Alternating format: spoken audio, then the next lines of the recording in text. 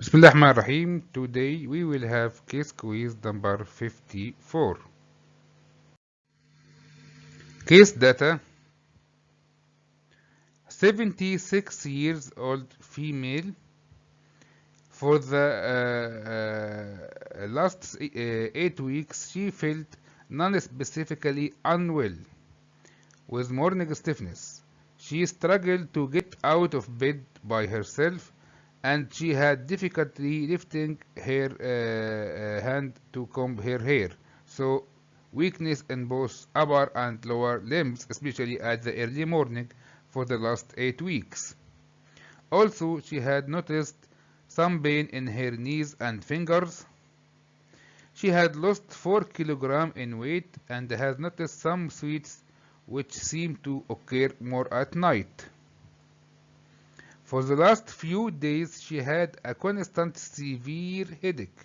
Constant and severe headache only for the last few days.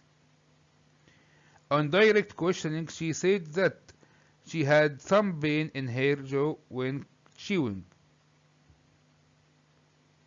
She had previously been fit with no significant past medical history. She lives alone. She had never smoked for the last 40 years. She is taking no regular medications. She had tried some paracetamol, but this failed to improve her headache. Examination revealed she is thin, underweight or thin. She is markedly tender to palpate over special parts of her scalp. Blood pressure within normal. Examination of her cardiovascular, respiratory, and abdominal systems are normal. The power of proximal muscle is slightly reduced for both upper limb and lower limb. Neurological examination is otherwise normal. Investigations revealed mild anemia, hemoglobin 10.3, white BCs mildly elevated 12.3, ESR shooting 91 for the first hour. Sodium, potassium were normal, urea, creatinine were normal, glucose was somewhat elevated, but within normal. Albumin, bilirubin, ALT, alkaline phosphatase, and creatine kinase are within normal. So, what is the diagnosis? The answer is, I think it is typical. It is very easy case today. It is polymyalgia rheumatica with giant cell arthritis. This woman has typical clinical symptoms of polymyalgia rheumatica with giant cell arthritis. Most patients are over 65 years at the disease onset. The onset of symptoms is often sudden.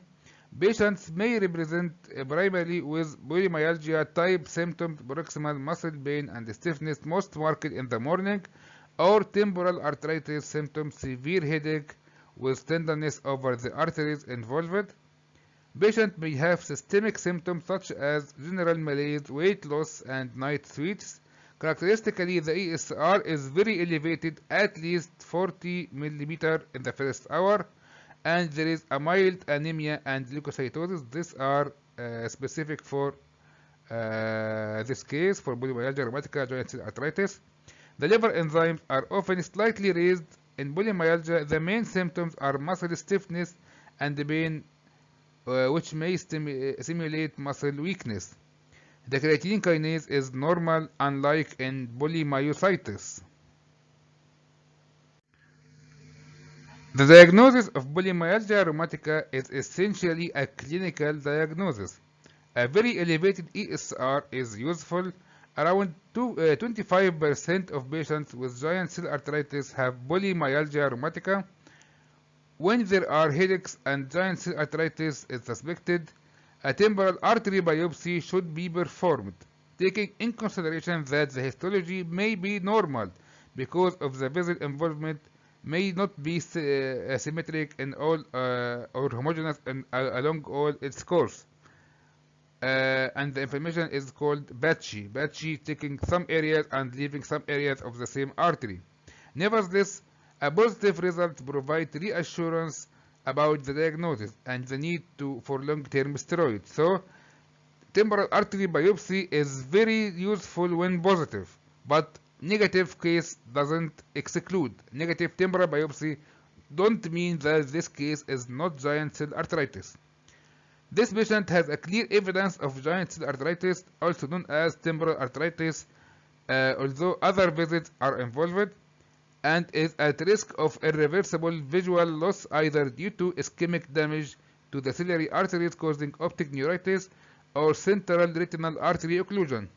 So, this patient should be immediately be started on high-dose prednisolone before the biopsy result is available. The steroid dose should be slowly tapered according to the clinical features and ESR, but is likely to need to be continued to around 2 years. Bone protection measures should be part of the management because we will not or we cannot stop steroid usually for 2 years, so osteoporosis is a very major concern.